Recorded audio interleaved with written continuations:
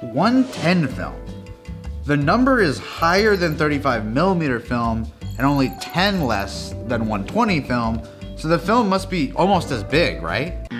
Wrong. So wrong. 110 film is the babiest of baby films, a cartridge-based system that Lomography resurrected from extinction in 2012. And with Lomo fostering the micro format to be a cornerstone of their lineup, they've just debuted a beautiful camera to rule them all, the Lomomatic 110. We're gonna get into all this and much more after the introduction, which starts in 3, 2, 1, 110. The kind of photography that would become part of the human being. Press a button and have the picture. Welcome to In an Instant. My name is Ben, and call me a softie, but I love a comeback story. Today we're reflecting on the resurrection of 110 film and this almost unreasonably nice camera that Lomography has released for it. We're gonna dive into every crevice of this, every nook and cranny, but right off the bat I just wanted you to get a good look at this thing. This is possibly the nicest new camera Lomo has designed. I feel personally seen by this camera, and its existence is further evidence that we live in a simulation. Before we get into the Lomomatic, let's take a quick trip down memory lane, a lane filled with potholes and aggressive drivers who don't use turn signals. In 1972, Kodak introduced the Pocket Instamatic camera, and with it a nifty new format called 110, which is around half the size of 35mm film at a 16mm width. It's part of the sub-miniature film format cinematic universe, which is way too much to cover right now, and please don't get me started on that. Like the larger 126 film that Kodak made at the time, 110 was spooled into a cartridge that could simply be placed directly into a camera, with that being the extent of the loading process. Sometimes the cartridge was even larger than the camera itself, which is irrefutably humorous. With numbered backing paper protecting the film, a small window in the cartridge reveals which frame you're on, and the film advances from one side of the cartridge into the other, meaning that when it's done, you can just pop it out. There's no rewinding necessary. Because of this, you could even remove 110 cartridges mid-roll and would only expose one frame, a big bonus for panicked and indecisive people. With the average consumer becoming less good at stuff, Kodak trembled at the notion that loading 35mm film was too difficult. So the 110 format supplied the world with a plug-and-play, easygoing option. The cameras were also severely pocketable and soared in popularity as a result. The small size of the film begot many cheap plastic cameras, but some gorgeous pieces were engineered for 110, like the Canon 110 ED, Minolta 110 Zoom, Rollei A110, and the Pentax Auto 110, which is an SLR with interchangeable lenses that's smaller than a pack of Trinet and so cute it makes me want to do violence. Which I won't. Kodak had many films like Kodachrome, Ektachrome, and Kodacolor spooled for 110, and other manufacturers followed suit, ultimately making this a ubiquitous film type, served by Fuji, Ferrania, Agfa, and okay, that's insane, and made by Ferrania. Photography journalist Paul Burrows noted that over 100 million 110 cameras ultimately made it out into the world, which is wild to think about, the sheer volume of that. And although the height of 110's popularity peaked in the 70s, it could be considered Kodak's last successful new film type. The ultimate decline of 110 can be attributed to 35mm cameras getting much smaller and disposable cameras becoming a dominant tool for the casuals. With so many adorable 110 cameras out in the world, it was a real bonk on the snoot when, in 2006, Kodak finally put several nails in the format's coffin. Little did they know, Lomography is very good at removing nails, and they hate coffins. Likely by way of acquiring some essential machinery and molds, Lomo smashed 110's coffin to smithereens in 2012, spilling new films into the market and breathing life back into all the cute shelf queens that have been collecting dust for years. Ever since, Lomo integrates almost all of their stable of stocks into 110. A 200 speed color neg, a 100 speed black and white, the Lomochrome series, the limited Lomo 92, red scale, and although it has since been discontinued, they were also notably cutting Agfa RSX 200 slide film into something they called Peacock, which was the first time in many years that slide film was available for 110. There are even mini 110 projectors for it, I cannot. Like Polaroid being the only company that's producing film compatible with Polaroid cameras, Lomography is the sole bearer of 110, and as such they've endeavored to create a workable system for the film. This requires support for labs and also new products that make people want to keep shooting BB film. This includes the maddeningly sweet Diana 110, which has appeared on the program before, if you will remember, the Fisheye series, scanning tools, and now the queen of the crop, the Lomomatic 110. Now we're gonna dig into the specifics of this thing. The exquisitely lomographically named Lomomatic 110 is sort of the ideal modern iteration of a 110 camera. It has a glass lens, aperture settings, zone focusing, a detachable flash, and a functional design that is legitimately surprising to experience if you haven't shot a lot of 110. In my escapades with this thing, there's not a single soul who didn't lean in and ask me about it. It's beautiful, it's sturdy, it feels high quality, and it's just immediately indelible. No cap, respectfully. It comes in chrome and this color, which is called Golden Gate. I've been fortunate enough to be able to test the Lomomatic 110 since it was being developed, and I even have an image in the Lomomatic 110 book that comes with the camera, which was just at the end of a roll I needed to finish, and I tossed up some deuces to send off the final frame.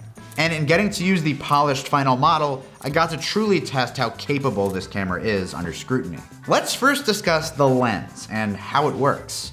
When you open the camera, the glass lens is revealed alongside the viewfinder, which is nice as this action basically doubles as a lens cap, and it locks the camera from firing accidentally when closed. The 23mm glass lens is not as wide as that might sound, given the crop factor of 110 film, making the lens optically behave like 23mm, but having an actual field of view of about 50mm when compared to this focal length on a 35mm camera.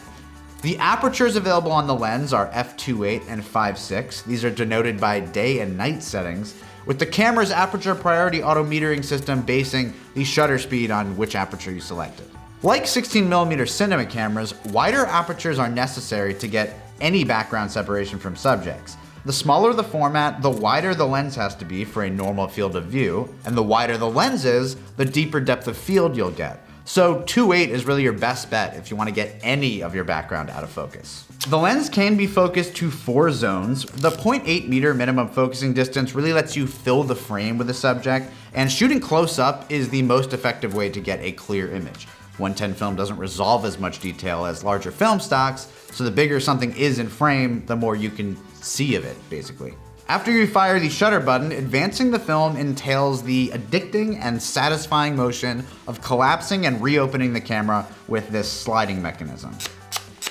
That's just cool. I don't know, it's just like, you can't deny that that's cool. You can also fire the shutter again without advancing the film by using the multiple exposure switch. Now let's talk about exposure settings. At the top of the camera, you've got your ISO options, including 400, 200, and 100.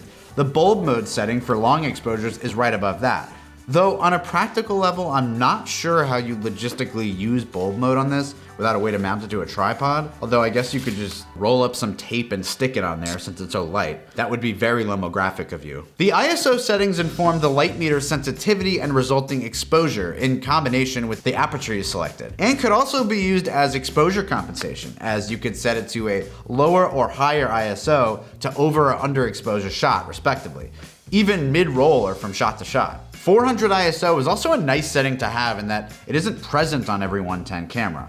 The Lomochrome films can be used effectively when metered at ISOs 100, 200, or 400, so this gives you the option if you're going to be in a slightly dimmer lighting scenario and want faster shutter speeds. Speaking of dimmer lighting scenarios, let's talk flash. While it's so small you should probably just leave it on there, the flash unit can be screwed on and off. It has 2 settings, one with a moon and one with a sun. I'm pretty sure the sun setting means it's stronger since you'd need a higher strength of flash to combat ambient daylight conditions. There's also a small slit for gels which are supplied with the camera, or you can cut up your own.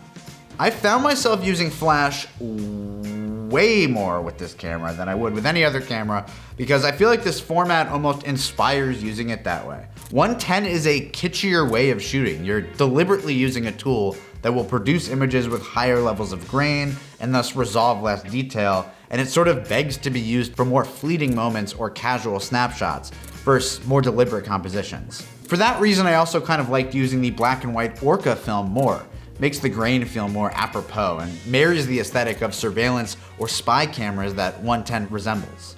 My producers are informing me that it is time for pros and cons. You don't own me. Pros: design, both aesthetically and functionally. The design of this camera is above and beyond. It speaks for itself. I have spoken a lot for it as well. I've said enough. Glass lens. With this lens and the way focus is implemented, Lomography has created basically the ultimate tool for their baby film, which just rips. It's Lomo's 110 equivalent of their bedrock Lomo LCA, and sports several homages, including the lens using the Minotaur CX moniker.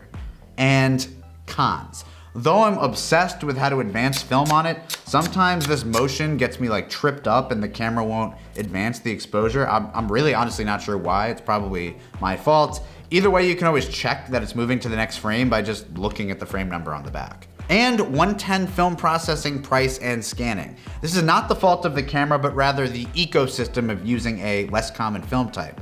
To dev and scan 110 film, you're likely gonna pay more than you would with 35mm film, despite the film being smaller and having fewer exposures per roll at around 24. Fewer labs offer 110 developing, so you're probably gonna have to ship it out, and I had to settle with a cost of about $15 per cartridge after exploring what various labs are offering. The film itself also costs as much as Consumer 35, as Lomo's got every stock priced at about $9 per cartridge. This isn't unreasonable given it's a specialty format, and the overall cost of shooting any film kind of maths out into the ether, but it's something to consider since you are producing tinier and fewer photographs. For those like me who like to process black and white at home, there are Patterson-compatible reels on Etsy, eBay, and 3D printing websites. And even though I do have a reel, the idea of trying to spool a film so tiny onto a reel this small scares the ever-living shit out of me. It would make shooting Orca a hell of a lot cheaper. And speaking of money, the Lomomatic is priced quite affordably at $119 for the Golden Gate colorway, $99 for it without the flash unit, and a bump up to $159 if you want it in the metal/chrome look. The kit also comes with a swaggy wrist chain and this canister for some 110 negatives or storing teeth. I was surprised when I eventually learned the MSRP for this camera given how nice it is, and if you shoot 110, you're gonna be spending more on film in the end anyway, so you may as well use a sweet tool for it. And now, I wish you a sweet goodbye. Thank you for watching in an instant. Please make like Soulja Boy and crank that subscribe button. Stay tuned for more reviews, breakdowns, guides, shoots, and all things instant.